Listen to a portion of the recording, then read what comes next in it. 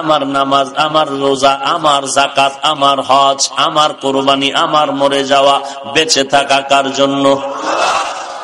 ওই যে শুরুতে বলেছিলাম, ভুলে গেছেন নাকি?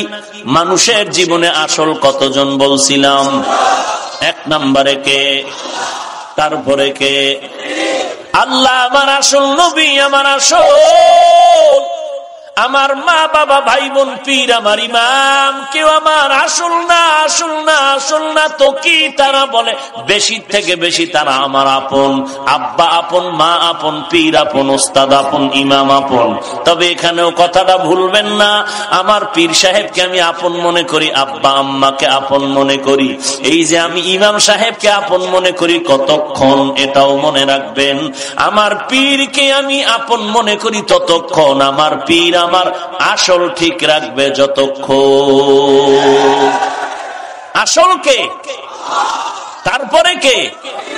অতএব আমি আমার পীরকে মানি ততক্ষণ, পীর আমার আল্লাহ এবং নবী মানবে যতক্ষণ।